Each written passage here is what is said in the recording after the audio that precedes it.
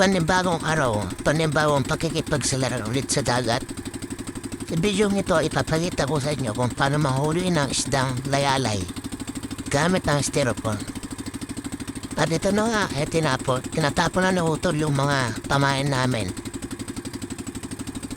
Ang pangingisda ng layalay gamit ang styrofoam, nilon at kawil ay isang praktikal na paraan, lalo na kung limitado ang gamit. Una, kumuha ng angkop na laki ng styrofoam na kaya nitong lumutang ng maayos at magsilbing palutang. Ikabit ang isang matibay na nilon sa styrofoam. Siguraduhin na mahaba ito at abot sa lalim kung saan karaniwang matatagpuan ang mga layalay. Sa dulo ng nilon, itali ng maigi ang kawil at lagyan ng patuka na gusto ng layalay, tulad ng maliliit na hipon o tinadtad na isda. Maaari mong ilagay ang ilang kawil sa isang styrofoam na may iba't ibang haba ng nilon para makover ang iba't ibang lalim. Kapag nalagyan na ng patuka, ihulog lang ang styrofoam sa tubig at hayaan itong lumutang. Regular na silipin kung may hila na ang nilon at kapag may nakita kang dalaw, dahan-dahan itong hilain paakyat para mahuli ang iyong layalay. Pagpili ng styrofoam, hindi lang basta lumutang ang styrofoam. Piliin ang medyo siksik at hindi madaling mabasad para hindi ito basta-basta masira ng alon o ng hila ng malalaking isda. Kung malaki ang target mong isda, mas matibay at malaking styrofoam ang kailangan para hindi ito mahila palubog. Haba ng nilon, importante ang haba ng nilon. Kung masyadong maikli, baka hindi umabot sa lalim kung nasaan ang mga layalay. Kung masyadong mahaba naman, baka sumabit o mahirapan kang hilain pabalik. Ang magandang simulan ay doble o triple ang lalim ng tubig na target mo at saka mo na lang i-adjust. Timbang ng kawil pabigat para mas mabilis lumubog ang patuka at nilon, maaari kang magdagdag ng maliit na pabigat malapit sa kawil. Siguraduhin lang na hindi ito masyadong mabigat para hindi naman lumubog ang styrofoam. Ang balanse ay susi rito. Pagpili ng patuka, ang layalay ay mahilig sa sariwang patuka. Kung saan ka mang lugar mangingisda, tanungin ang mga lokal kung anong patuka ang madalas gamitin sa layalay doon.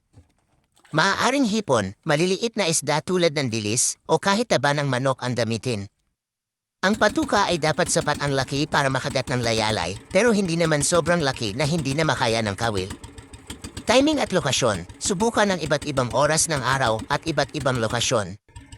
Minsan, mas aktibo ang layalay sa umaga o hapon at mas marami sila sa mga lugar na may maraming bato o bahura. Obserbahan din ang galaw ng tubig at kung saan madalas nagkukumpulan ang maliliit na isda dahil ito ang lugar na malamang may layalay. Pagsubaybay, kung marami kang styrofoam na ginamit, siguraduhin na nasusubaybayan mo ang bawat isa. Maaari kang maglagay ng maliliit na banderitas o kulay sa styrofoam para madaling makita mula sa malayo. Kapag nakita mong gumalaw o lumubog ng bahagya ang styrofoam, malamang may huli ka na. Tandaan, ang pangingisda ay nangangailangan ng pasensya at pag-obserba. Mga uri ng layalay. Mahalagang malaman na maraming uri ng isdang tinatawag na layalay o balo depende sa rehiyon. Ang iba't ibang uri ay maaaring may kaunting pagkakaiba sa gawi at paboritong patuka. Kung alam mo ang eksaktong uri ng layalay sa inyong lugar, mas madali kang makakapaghanda ng angkop na patuka at pamamaraan. Ang karaniwang layalay ay nabibilang sa pamilya ng mga siganids na kilala sa pagkain ng algae at maliliit na invertebrate. Teknik sa pamingwit. Passive na pamamaraan. Ang pamamaraan ito gamit ang styrofoam ay medyo passive. Ibig sabihin, iniiwan mo lang ang mga kawil at hinihintay ang kagat ng isda. Ito ay mainam kung gusto mong mamahina habang naningisda.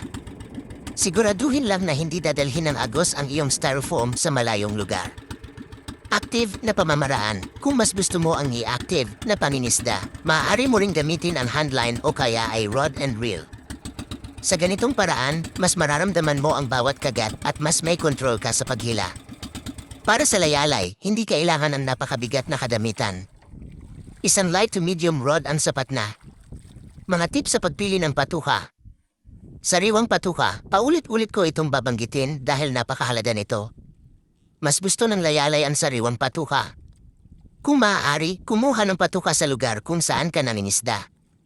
Maliliit na patuka, dahil ang bibig ng layalay ay karaniwang maliit, siguraduhin na ang patuka mo ay hindi masyadong malaki. Ang paglalagay ng patuka na sapat lang para makakagat ang layalay, ngunit hindi pa rin madaling matanggal sa kawil ay isang sining. Kakaibang patuka. Minsan, ang layalay ay tumutuka rin sa mga kakaibang patuka tulad ng tinatirang kanin o breadcrumbs na hinaluan ng mantika. Mag-eksperimento para makita kung ano ang pinakamabisa sa lugar na iyong pinangingisdaan. Pag-aalaga ng huli. Panatilihin sariwa. Kapag nakahuli ka na, panatilihin itong sariwa. Ilagay sa cooler na may yelo o kung naningisda ka sa bangka, maaari mo silang ilagay sa live well kung meron. Paglilinis, linisin ang isda sa lalong madaling panahon pagkatapos mahuli upang mapanatili ang kalidad ng laman nito. Kaligtasan at etika sa pangingisda. Suriin ang panahon, laging suriin ang taya ng panahon bago ka pumunta sa dagat. Ang biglaang pagbabago ng panahon ay maaaring maging delikado,